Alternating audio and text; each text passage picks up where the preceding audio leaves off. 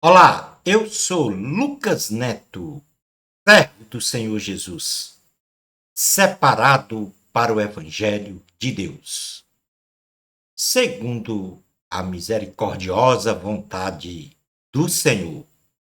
Bem-vinda e bem-vindo a mais um estudo da série Doxologia nos Salmos. Hoje nós vamos estudar os Salmos de número 13 e o Salmo de número 14. Vamos então dar início ao nosso estudo de hoje. Salmo 13. Eu, porém, confio em teu amor. O meu coração exulta em tua salvação. Palavra do Senhor, graças a Deus. O Salmo de número 13 está contido no livro 1 dos 5 livros dos Salmos. O autor é o rei Davi. A classificação é um salmo de lamentação e tem como tema central a confiança na salvação do Senhor. Os 2 primeiros versículos do salmo de número 13 diz assim: Até quando, Senhor? Para sempre te esquecerás de mim? Até quando esconderás de mim o teu rosto? Até quando terei inquietações e tristeza no coração dia após dia? Até quando o meu inimigo triunfará sobre mim? Aqui nós temos pelo menos 4 perguntas do salmista, que neste contexto vivia uma intensa perseguição dos seus adversários. E esses 2 versículos nós podemos então caracterizar como um subtema: Deus não nos abandona, apesar destas perguntas de inquietudes do salmista. Então, este até quando, ele perguntou: até quando esquecerás de mim? Até quando esconderás de mim? Até quando terei inquietações e tristeza no coração? Até quando o meu inimigo triunfará sobre mim? Esta era a situação em que estava a viver o salmista.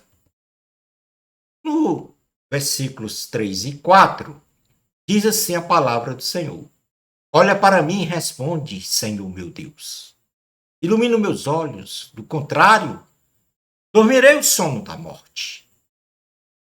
Os meus inimigos dirão: Eu o venci. E os meus adversários festejarão o meu fracasso. Aqui o salmista, depois daquela grande lamentação de perguntas, ou seja, depois desta grande inquietude manifestada nas 4 perguntas, ele pede para Deus olhar para ele, para respondê-lo e também para iluminá-lo. E qual era o propósito, então, destes 3 pedidos? Primeiro, para que o salmista não morresse, para que os inimigos do salmista não se gabassem da sua derrota, para que os inimigos do salmista não viessem a festejar o fracasso dele. Então, o subtema destes 2 versículos, nós podemos dizer é que Deus responde às nossas orações. Com certeza absoluta, Deus responde às nossas orações. Na sequência, nós temos, então, os 2 últimos versículos do Salmo de número 13, que diz o seguinte: Eu, porém, confio em teu amor. O meu coração exulta em tua salvação. Quero cantar ao Senhor pelo bem que me tem feito. Eu, porém, confio em teu amor. O meu coração exulta em tua salvação. Quero cantar ao Senhor pelo bem que me tem feito. Duas condições agora completamente diferentes daqueles 2 primeiros versículos em que ele faz as 4 perguntas se lamentando da sua condição. O salmista agora diz que tem confiança no amor de Deus. E esta confiança se reflete na sua alegria pela salvação. Alegria que não depende de circunstâncias.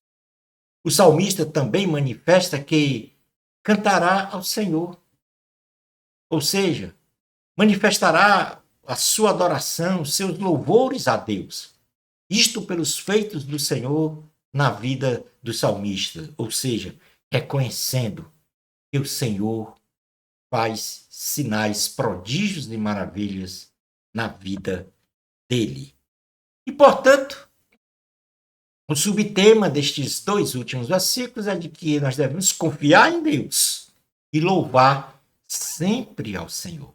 Então, depois de um início tão aflitivo do salmista, ele agora manifesta esta confiança no amor de Deus e diz que quer para sempre cantar louvores a Deus. O Salmo de número 14 diz o tolo em seu coração: Deus não existe. Corromperam-se e cometeram atos detestáveis. Não há ninguém que faça o bem.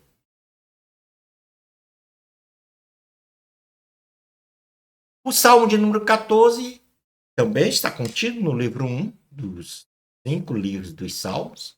O autor é o rei Davi, é classificado também como um salmo de lamentação e tem como tema central a tolice e a inquietude e a iniquidade dos homens. A tolice e a iniquidade dos homens.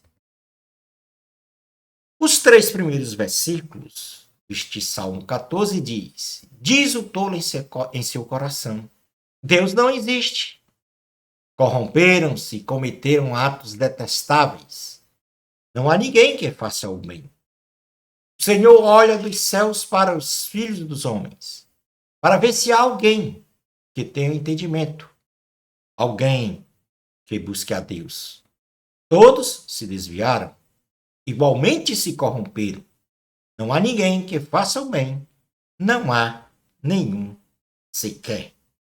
Estes 3 versículos nós podemos caracterizar com o subtema o caminho dos insensatos. Ou seja, que o salmista mostra o caminho dos insensatos. E este caminho é permeado quando em eles falar que Deus não existe. Eles são corruptos, praticam iniquidades, não fazem o bem, não buscam a Deus e estão, por isso mesmo, perdidos, condenados eternamente a ficarem separados de Deus. Na sequência dos próximos 3 versículos, diz assim a palavra do Senhor: Será que nenhum dos malfeitores aprende? Eles devoram o meu povo como quem come pão e não clamam pelo Senhor? Olhem, estão tomados de pavor, pois Deus está presente no meio dos justos. Vocês, malfeitores, frustram os planos dos pobres, mas o refúgio deles é o Senhor. Aqui o salmista mostra as características os feitos dos malfeitores, ou seja, os malfeitos, malfeitores, e mostra os feitos de Deus. Os malfeitores, o salmista diz que eles perseguem o povo de Deus, não invocam ao Senhor e tentam frustrar os planos dos justos. Já na pessoa de Deus, o salmista diz que ele está presente no meio dos justos e que Deus é o refúgio dos justos. Portanto, o subtema desses 3 versículos é que Deus frustra os planos dos malfeitores. Eles não prevalecem. O último versículo deste salmo diz: Ah, se de Sião viesse a salvação para Israel! Quando o Senhor restaurar o seu povo, Jacó exultará. Israel se regozijará. E o subtema, então, deste único versículo é dizer que a salvação vem do Senhor. A salvação vem do Senhor Jesus.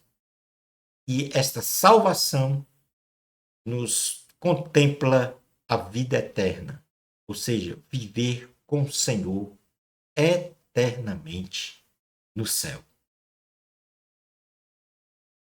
No nosso próximo estudo, nós vamos estudar os salmos de número 15 e o de número 16. Bênçãos especiais de Jesus para você. Amor a Cristo. A glória sempre é de Deus.